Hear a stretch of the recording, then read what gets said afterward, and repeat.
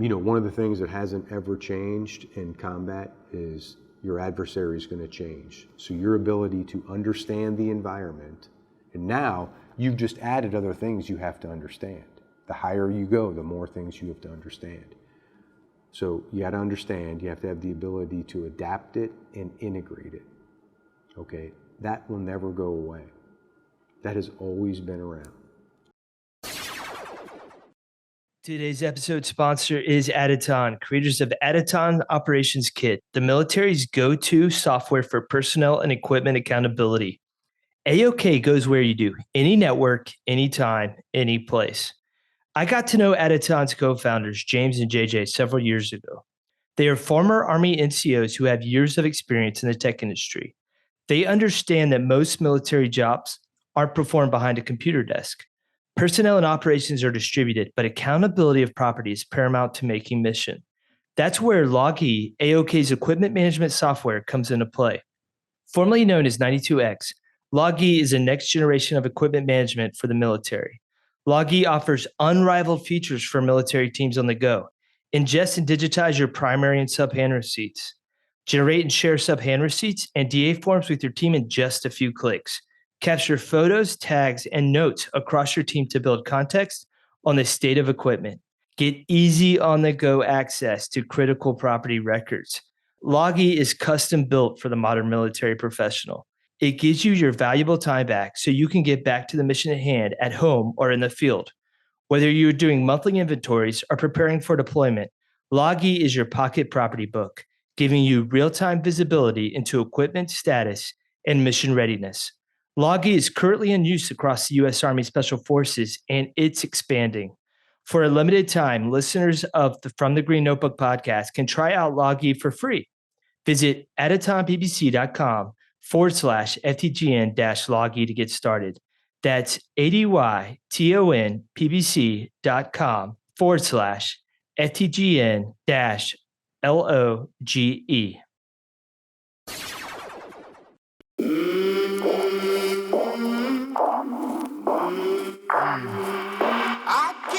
How do I know what I think until I see what I say?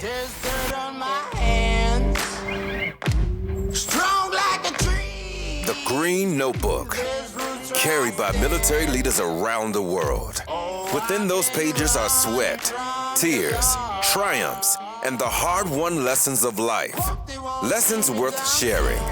Each week, the team dives into the notebooks of military leaders, business professionals, authors, athletes and coaches, and entertainers to share lessons and help you lead with the best version of yourself. Welcome to another episode of From the Green Notebook, and welcome to 2026. I'm your host, Joe Byerly, and today we're diving into the Green Notebook of General Christopher Donahue, the Commanding General of U.S. Army Europe and Africa.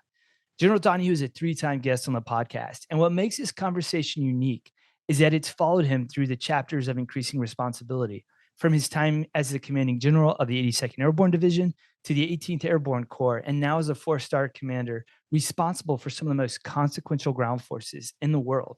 And what I appreciate most about General Donahue is that despite operating at the highest levels of command, he never loses sight of the fundamentals: leadership, culture, trust, and the responsibility we have to leave organizations better than we found them. In this conversation, we talk about what it actually takes to lead change at scale across massive dispersed formations, and why culture without process is just wishful thinking. We explore how technology is reshaping warfare, why offensive operations are becoming harder, and what leaders must do to stay ahead in an environment defined by constant adaptation. For me, this conversation is personal. I served with and under General Donahue for years. He was there when I retired, and he became one of the most influential leaders in shaping how I led. I saw firsthand what disciplined, values-based leadership looks like under pressure. And this episode is a chance to pull back the curtain and let him share how he thinks about leadership change and preparing organization for the fights they haven't faced yet. So grab your green notebooks and please welcome back to the show, General Christopher Donahue. Sir, welcome back to the show. Joe, always a pleasure to be with you, my brother. Well, it was, we were talking right before. I think it's really interesting. You're the only, you're a member of an elite group from the Green Notebook now, three-time guest. but out of everybody, we did our first one, your second year in the 82nd, or your second interview as the 18th Airborne Corps commander, and then now the USARAF commander. So it's almost like a 30 for 30. Yeah, I don't know about that, but living proof yet again that if you don't quit, they have no options. Right. So, well, first question I have is you've led at multiple levels, obviously, and you have a reputation, and we've seen it of change, of transformation. What are you learning about this as that you from 2-star to 4-star level? What are some of the lessons you've kind of picked up that maybe have changed your perspective on it a little bit? When you say about leading change? Yes. Or even building culture. We can go wherever. Yeah. Oh, I think so. The first thing is incredibly fortunate, especially a guy with my background. I got to command the division level, the corps level, and now theater army, right? And not only out here, the other unique thing is not only are you the CJ flick for EUCOM, right? But you're also the CJ flick for NATO. This is just an absolute incredible opportunity. But what I mean by that is now you've led increasingly large formations, right? So I think the first thing is every level, clearly you learn something different about what you have to bring in, what you have to incorporate, what you have to transform. How do you do things? And with that knowledge, but then also as important, as technology's changing, it's changing how you fight at each echelon, right? So at each echelon, and if you were to go back to World War II, you had division, corps, theater armies, right? We did a little bit different there for a while because it got so big. We had groups as well. But where I'm going with this ultimately is you can actually influence the fight more at echelon than you ever could in the past. So you can now enable a fight. But at the same token, you can't take away from your subordinates' fight, because no matter what, company troops and batteries still are the ones who close with the enemy. They're still the ones who are going to have to actually seize terrain, right, to do all those things you do. So what is different then? What isn't different is how you drive change. That's the first thing. It's the same at every level. It's more difficult the higher you go, but it's the exact same thing. And I think the number one thing is they have to understand, the first is why you have to change. If you have not put across to your command why you have to change, and they have to buy into it. If they don't buy into it, you're not going to change. The next is you have to actually provide a legitimate vision and then turn that vision into a plan that you're going to change and to accomplish the why. Okay, this is why we have to change. Here's the vision of how we're going to do it. Here's the actual plan. And then that gets into culture and process of how you actually execute that change, right? Because you're going to constantly update. You're going to fail. You're going to do good things. So it's that culture of making sure that they know, hey, this is the environment we want to create, and this is why you have to change. And then the process to actually do it, which is hugely important, right? You can go out and have the best culture in the world and go out and make temporary changes, but if you don't get it into the process, it doesn't matter. Right now we're developing the Eastern Flank Deterrence Line, which we'll talk about. But if you don't put that into a process where people actually buy the things that you have to do for this, you can have the greatest plan, the greatest vision, we're doing all kinds of awesome, unique stuff we've never done before, but you actually have to put things into the ground. People actually have to train, and they have to believe and have faith that that's going to work in combat. I want to talk about the process because, again, going back to Bragg, at the 2-star level, everybody's there at the division. Everybody's there in your footprint. Then you go up to 18th Airborne Corps. Most people are there, but now you've got some corps separates that aren't necessarily on Bragg. But now you're here in Europe, you've got folks everywhere. So how do you communicate that why, that vision, when you have a dispersed team like the one you're leading right now?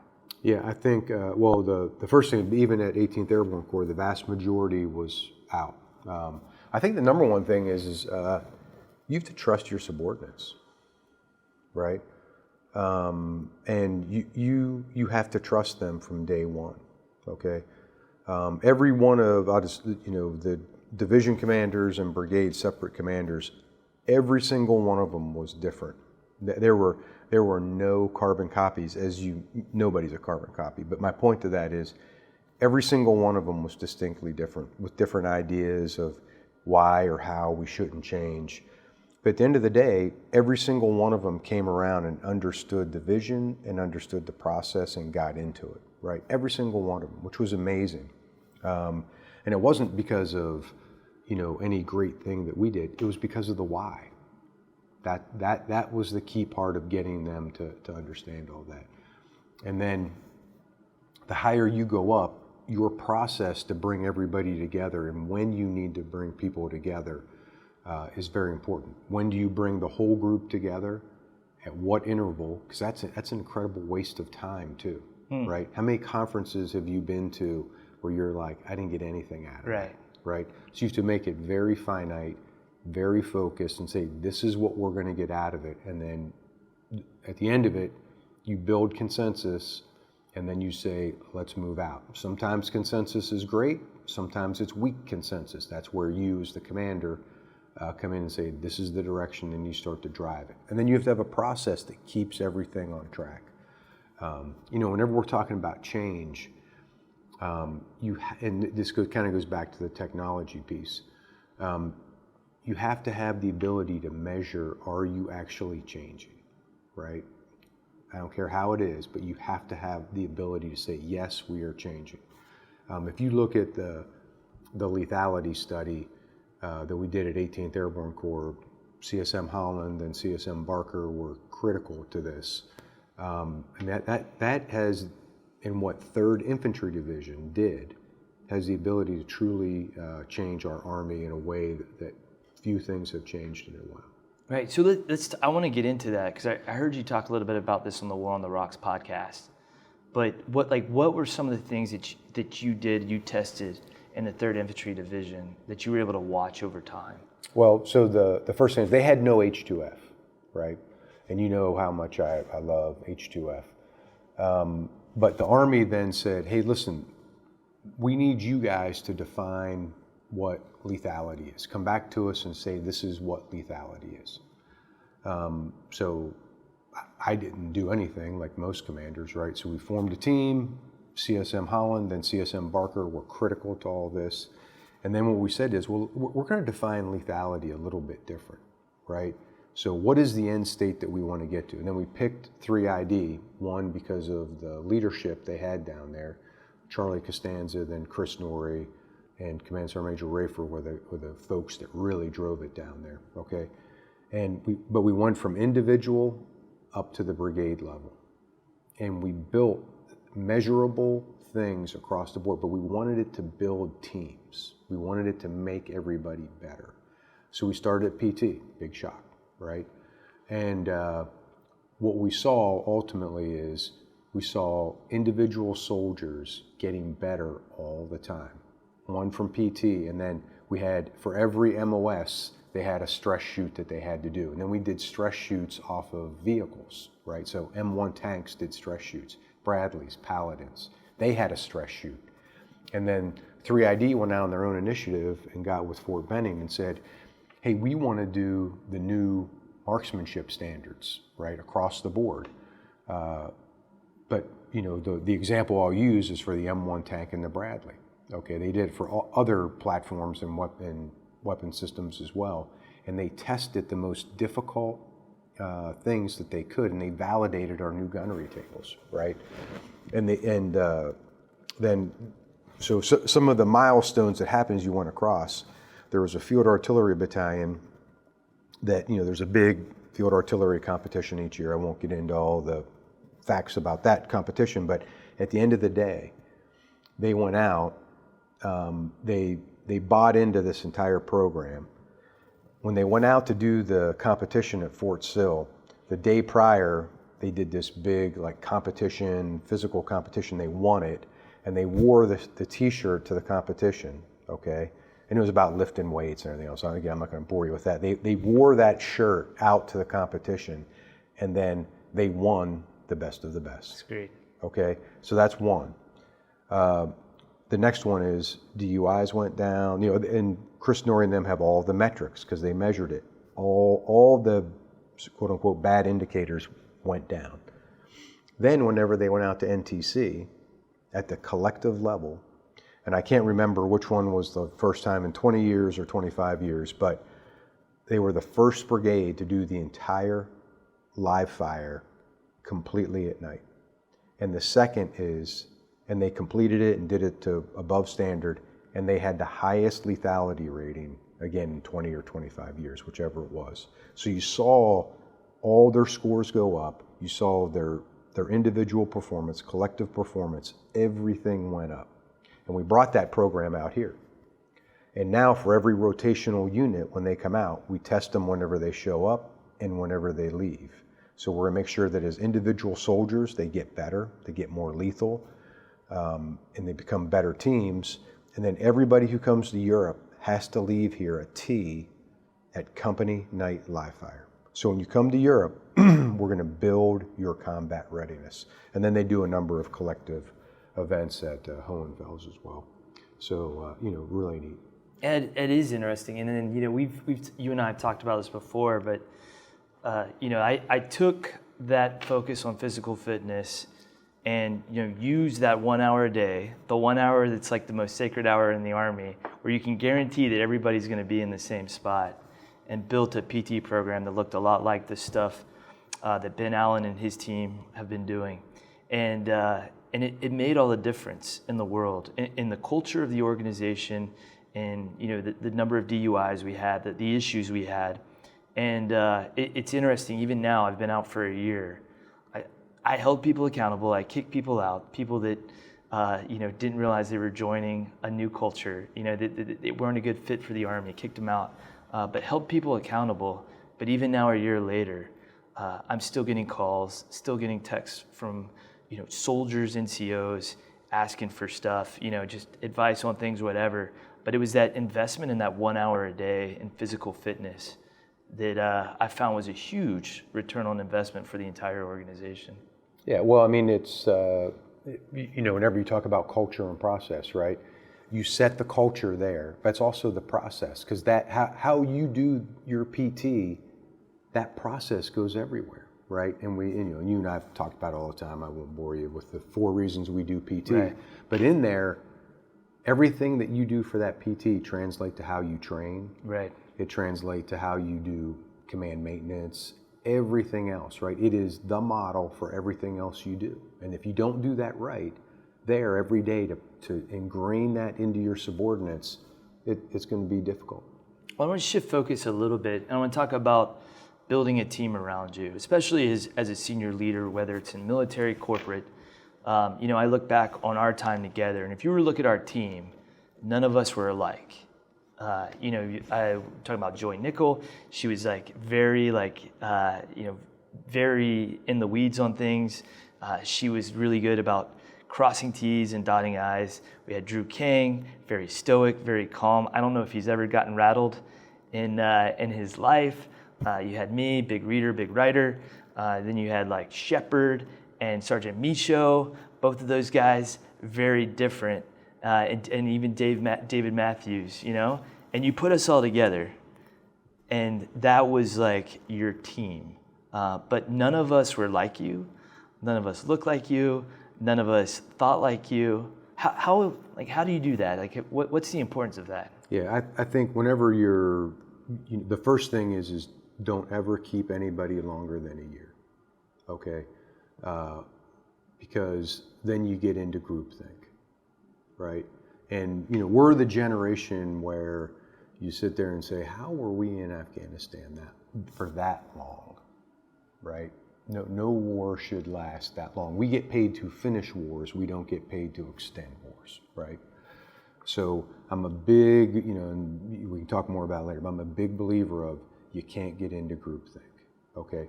And that's why you got to change your people that are around you every year. Otherwise, you'll get into groupthink, okay? The other part of it, is that you got to enjoy being around each other, right?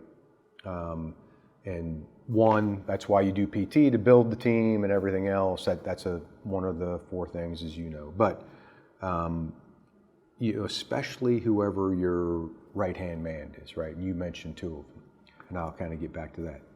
Legal, ethical, moral, right? Especially ethical, moral, right? Hold each other accountable. As you know, we come in, we do the ethics brief and everything else. During that ethics brief is where you get to outline, hey, we're not gonna do any of these things, right? And we have to hold each other accountable. And the expectation is you do hold each other accountable. Because it's not about the commander, it's not about any of the individuals, it's about the reputation of the command, right? That's the freedom of action, is that reputation. And then you want to find people that are better than you, right? And enjoy, I know you feel the same way. You're not in competition with anybody. I'm in a competition with myself. That's it. That's hard enough, right? But you want to bring in people around you that are better than you, because they'll make you better. And I do firmly believe that. And everyone who you just mentioned was better than me, right? And I'm very happy and content with that. And then you want the different people, okay, so that you don't all think like someone like I think, right? And then, but if you'll notice, my right-hand person, and if they're always calm, okay? I always want that calm person around me. I've been referred to as flatliner before, so I want a sort of thing in there, right? I don't like, we have to sort of, and I spend the most amount of time with that person, right?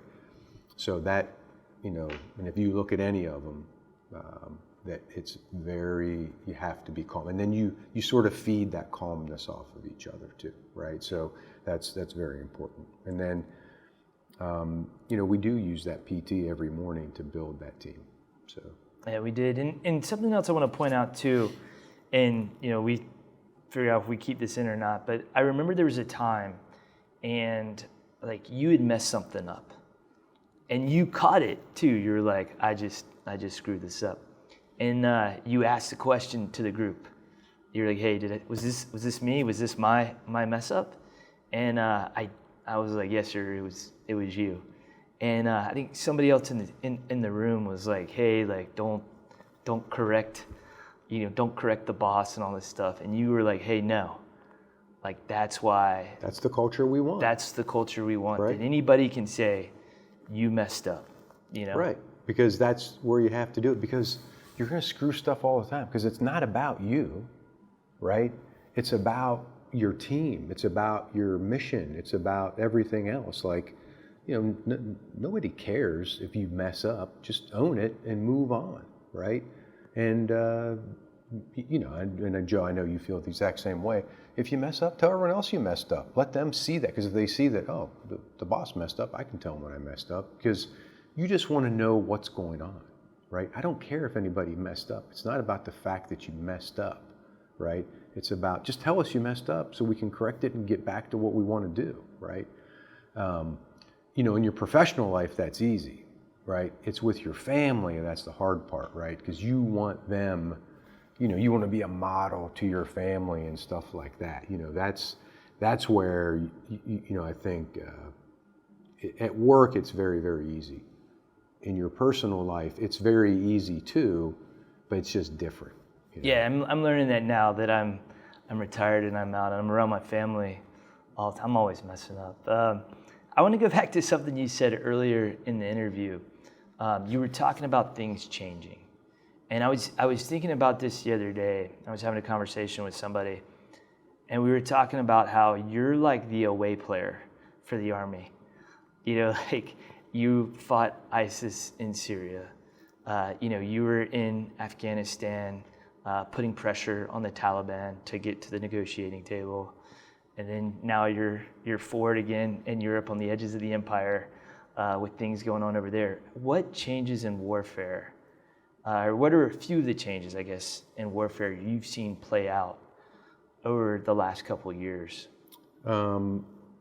Well, the first thing is, what has remained the same? Okay, the basics. Okay, have an incredible NCO corps. all those things have not remained different.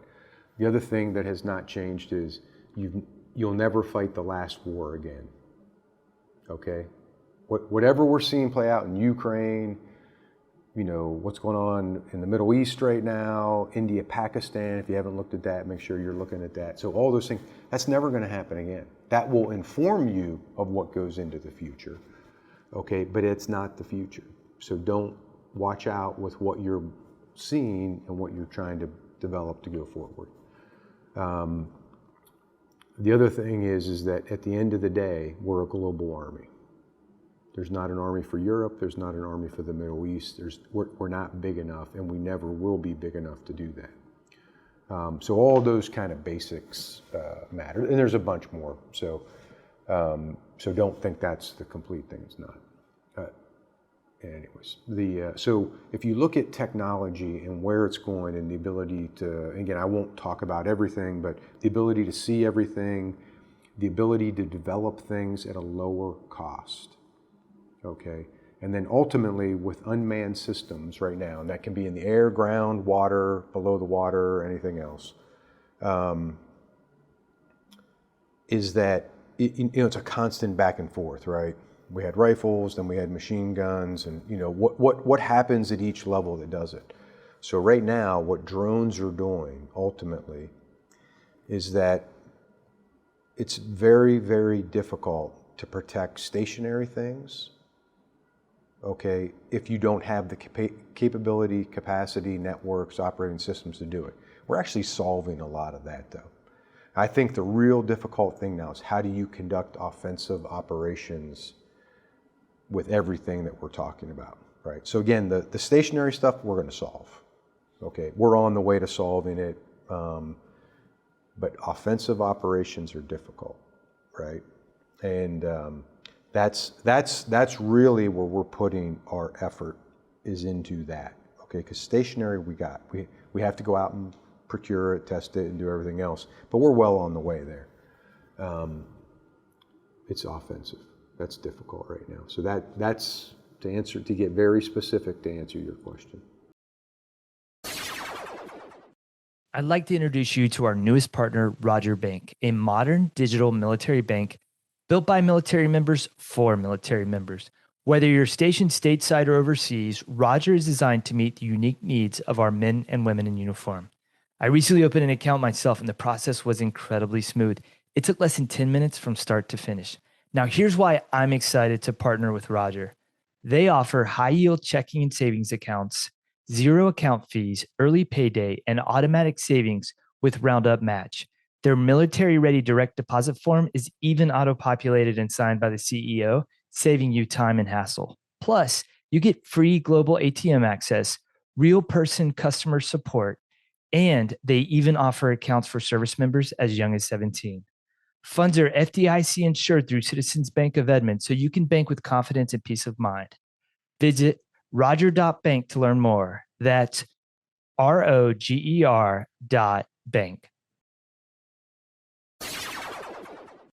I want to ask something because you were talking about procurement, and I've seen this play out before, and I was just curious your thoughts on it. So, you've got somebody like you've got somebody like General George, and Secretary Driscoll, like, hey, pushing procurement, we're trying to get here.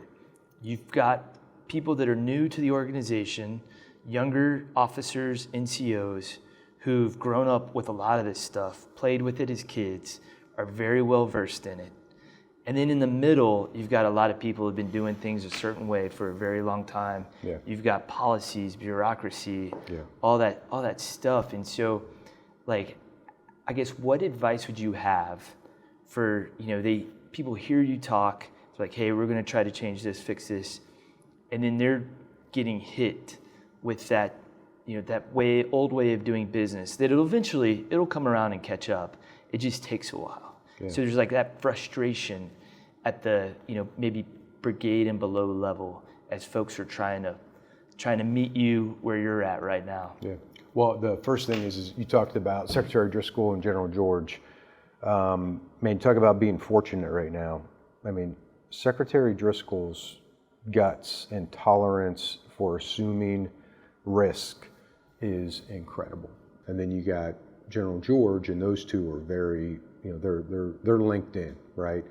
And that powerful combination of those two willing to do exactly where we are and empowering us to go and do where we need to go to do is amazing. So what we're doing for the Eastern Flank Deterrence Line, okay, but to break that down is really that's incorporating these new forms of mass. We figured out how do we get to ground deterrence in Europe. Now you have to go out and develop it, and by that, what is all the capability you need? What is the network to do that on? What is the mission command, the operating system to make the decisions at scale that you have to do, right? And there's a lot more to it than that, but how do you do all that? We have a team that's out here with us right now that Chris Schneider, after seeing everything we're doing, we have basically a team that's going to support us do just that. From the acquisition process, all the COEs, everything else. So all these things are coming together. And they're doing it throughout the Army, not just out here. And it's, so I would just tell the group out there, you got great leadership that's pushing it, but more importantly, they're allowing subordinates to go out and to solve these problems. Now, the expectation of us all is we actually do it, right? What is the return on investment, right? And so I'm really excited about what we're going to do. Yeah, so let's go into a little bit more about your initiative right now. Could you talk a little bit about that? Well, it's not my initiative, it's the Army's initiative, first off. So it's supporting the Army Transformation Initiative. But, so in this job here, like we talked about earlier, so you're the CJFLIC, the Theater Army for European Command. You're also the Theater Army for NATO, and you're the Theater Army for Africa, right? So when you put and really we've converged all of those headquarters together, okay? Because the plans out here have converged, okay? And they're in these 3 regional plans. So we took the regional plan center, okay, and we basically said, how do we get back to ground deterrence, okay? And that's what we're focused on all the time, is the exact capabilities that we're going to do that, okay? And what we did is we modeled it time and time over, okay, to make sure that we knew that it was the right thing. And used all the new technology out there to figure that modeling out. And then we put it into a virtual 3-dimensional sandbox. So you wear goggles and it is down to individual capability, how they do it. So now whenever you think of everyone always talks about COFMs and stuff, this thing's doing all your COFMs for you. And what we've been able to do is look at, okay, well, if we put this cheaper, better technology in and we take away this other capability, an F-35, and let that F-35, and really more than one F-35, go deeper and do other stuff, how do we take care of a problem we used to ask the Air Force to do? Right? So now, not only do we do it cheaper and faster because we're right there close to it, we allow, in this element, the air domain, the air element, that joint capability or coalition capability to go and do other stuff, so that now we're expanding our impact on the fight, okay? And that's just the world we're in. That's sort of one example, but it's throughout. I mean, it's unbelievable what we're going to be able to do. Yeah, I'm curious also, just your thoughts on this, is that, you've been for a while now harnessing the power of AI, but you're harnessing the power of AI with decades of experience. You're really big on personal development. And so you can kind of see when things go off the rails a little bit and help continue to program and shape it back in. How important is it, as we get more involved in using artificial intelligence, for leaders to take it upon themselves to, I think you almost have to be even smarter than the machine, and able to help train it and make it better. What are your thoughts on that? Yeah, no, 100%, right? Whenever you, just to kind of go back to what you're talking about, right? If you go out and look at a company live fire or battalion or whatever it is, a division's doing something, because you've had that experience, you can tell right away, right? Anyone tells you otherwise, you get a pretty good snapshot how well they're doing pretty quick. You saw that as a squadron commander, right? Well, in the tech arena, you got to be the same way. So that means you have to self-develop yourself, right? We're responsible for our own development. So you should be reading all the right things, okay? Like right now, I'd probably be reading about quantum, okay? So if you don't know a lot about data, I'd read about data, not too much, you probably figure it out pretty quick. But you probably want to start reading about quantum and making sure you understand quantum as we go forward, because that's, number one, it's probably, skate to the puck. Everyone always uses all those analogies, but I'd start reading about that for everybody. Yeah.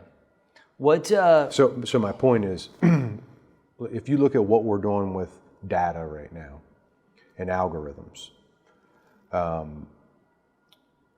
what is your ability to know when your algorithm's getting a little bit out of whack? Okay, right? It's called remediation. But how do you know when that's in there? What do people know to look for? But now in combat, how do you do that?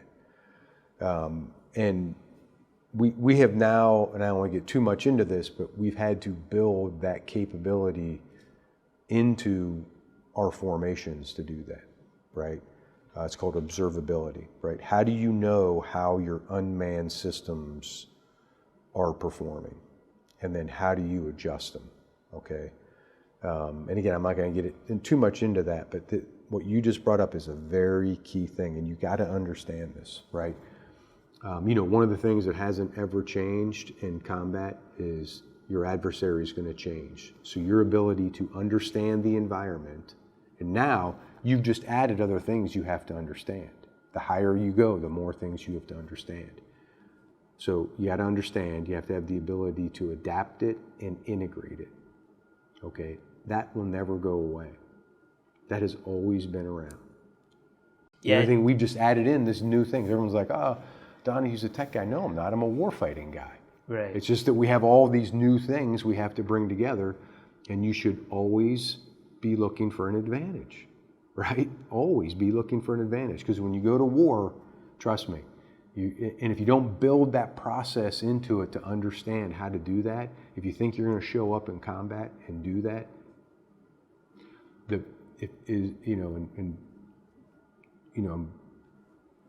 all of us out here are pretty fortunate. We get to watch Russia and Ukraine pretty closely, right?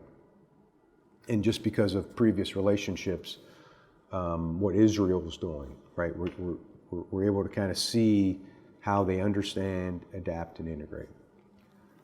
And the units that actually can execute, that understand, adapt, and integrate are way ahead of the units that can't, on either side. There's a bell curve, right? So how are you developing your organization to do that? Incredibly important. Yeah, and also I think, again, going back to the talent that's within the organizations, I think I talked about this with the chief on a previous episode, but I remember in 2CR, 1st Squadron, Lieutenant Colonel Matt Piosa was like going down and finding guys who just loved 3D printing, loved playing with drones, and basically built a lab from the ground up, and they continue to tweak and play. But he found guys that weren't necessarily, they were 11 series, they weren't necessarily an MOS for this stuff. But that leadership, getting down to the ground, finding out those strengths and where those capabilities are at, and harnessing it. So again, using very old techniques of leadership, but then harnessing this technology just to make the formation better. Yeah, when I was getting commissioned, this captain back at West Point, a guy named Captain Dave Brown, infantryman, great officer.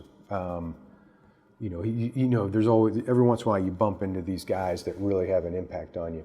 But what he told me is, he said, hey, whenever you get to your first platoon, remember this is back in the 1800s now, he said, hey, have them write down on a 3x5 card why they joined the Army, their parents' phone numbers, okay, address, any jobs they've ever had or special skills in any school they went to. And he said, review all that, right? And he said, you're gonna go on a deployment and you're gonna see some guy that could do this or do whatever, right? And use those skills. Well, nowadays, probably not gonna do it on a 3x5 card, you're gonna do it some other way. But do that, and the other thing too that I got out of that is I remember I was out at a range one time and this guy did this incredible thing. And I was like, now you have a cell phone. So, and I happened to have, whenever I'd go to the field, I'd take these cards with me, right? Because Dave Brown told me that, hey, when you deploy, that's where you want to go through these things. So I always took them to the field. So I pulled out that card and, went over and grabbed the guy and said, hey, I got your mom on the line. I just told her what you did. She wants to talk to you, right? And, those type of things, now you can FaceTime or do whatever, right?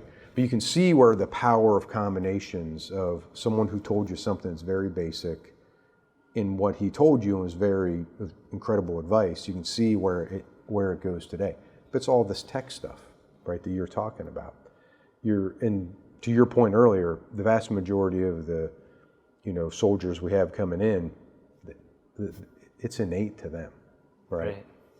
Well, I have to ask this as we kind of wind down a little bit, but reading. We always talk about this on the show. Again, knowing you now for years, you're always reading very different things. So what are some of the books that you've picked up lately? Yeah, I mean, obviously I brought up quantum compute, so I'm reading stuff about quantum compute. They can be tough to read, but I would just go out, you Google something, you'll find plenty of stuff. Right now I'm reading though, just because again, I'm at a different level, right? So who was the last person to actually do stuff like I'm doing right now? Or just recently retired or active duty folks, there's only one, right? General McKiernan. So I'm getting up with General McKiernan, who General Miller brought out to Afghanistan. He's an amazing guy. So I'm getting in touch with him right now so I can just talk to him about it. So one, I want to talk to somebody who's actually done it. And then there's a book called Masters and Commanders about, the senior leaders of World War II. And, just goes through all the friction and everything that they went through. It's pretty severe, but it just kind of puts everything in context of really, as an alliance, with all these nations, all this kind of stuff that everybody's talking about, this is completely drama-free and we're actually super efficient right now. So all that. And then a guy just told me about a book called The Beast and the Machine. And I look forward to reading that one. That'd be good. I'll share one I'm reading as we wind down. It's called The Race to the South Pole. And it's about the 1911 race between Amundsen and Scott. And what I love about this is Amundsen read every book about polar exploration before he went on this particular thing. And he tested everything kind of in peace, in training, before he had to go do it for real. Scott also had polar experience, but he didn't read anything that came before him, tried all this new technology for the first time in this harsh Antarctic environment. One guy brings everybody home, one guy, the entire team dies. And I just think now with the current environment, unpredictable environment, constantly changing conditions, mixing old methods with new methods, emerging technology, and it all came down to leadership, the ability to quickly adapt, and decision making. And it's kind of the same never thing. Changes. It never changes. Whenever people ask you, hey, when you're watching all the stuff going on in the world and anything else, what have you learned, everything else? And I failed to mention this earlier. The number one thing, leadership. It always is and it always will be leadership. Yeah, that's great, sir. Well, again, I appreciate your time today. This was it's always great catching up, and I'll just say here on the podcast, thanks for making time before you came over to Europe to be with me and my family, at my retirement ceremony and bring up stories about me that I had forgotten, and just kind of sharing that with me, my family, and my community. So I appreciate it, sir. Yeah, well, it was a great honor for me and General Miller. Yeah. And everyone else that was there. JR did an incredible job. So just the whole team, it was just great to see having the team back together. It was awesome. It was, sure. So, but more importantly, thanks for everything you've done for our nation. And I appreciate it, sir. Thanks for what you're doing right now to develop, our all of us, right? Not just the Army, but all of us. And we're at this. Everyone always loves this term inflection point, but for my generation, we were predominantly the GWAT generation, right? And as a general officer, it's sort of been closing out the GWAT and then moving into what everyone refers to as large-scale combat operations. And we farewelled a guy named Scott Emmons, a great officer, my right-hand man, very calm. But we always talk, and I always say, hey, is the Army we're in today, is it the one that you want your kid to go and fight? And then what we're developing, do you want your kid to be in that Army, right? And that's why what you're doing is so important right now. That's why all of us have to make sure that we are changing into the future, but maintaining what we always have to do as well. There's certain basics that you always have to have, but we got to change to make sure that we're matching and getting ahead of, that's the key thing, getting ahead of where we're at. When you look at the M1 tank and how they developed the M1 tank, you talk about reading and stuff like that. They wanted to, back then the Soviets basically they would build their tanks for 5 years. So we had to develop the M1 tank to jump ahead of that 5-year thing. So they went 3 or 4 years ahead, and the Soviets just couldn't keep up, right? And so it's that type of thinking that we have to do right now with all the stuff that we're looking at. It's just much harder now.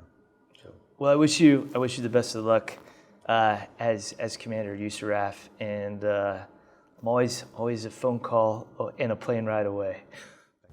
Likewise, you know that. All right. Thank you again for listening to another episode of From the Green Notebook podcast. If you enjoyed the show, please give us 5 stars wherever you listen to podcasts. It helps us gain visibility and the opportunity to help more people on their leadership journey. Also, make sure you check out our website at www.fromthegreennotebook.com. There, you can listen to past episodes, read leadership articles written by military leaders from around the world. You can sign up for our monthly reading list email where you can learn about new books that are coming out, and our Sunday reflection email that comes out every Sunday morning. Is really short. It's a 2-minute read, but I guarantee you it's going to start your week off on the right foot. Finally, make sure you follow us on Twitter at FTGN Notebook, and you can find us on Instagram and Facebook by searching for From the Green Notebook. Again, thank you so much for coming on this journey with us. I am humbled by the opportunity to learn these lessons alongside you. So please join us next week for another episode of From the Green Notebook, where we're going to help you lead with the best version of yourself. I came from the mud. There's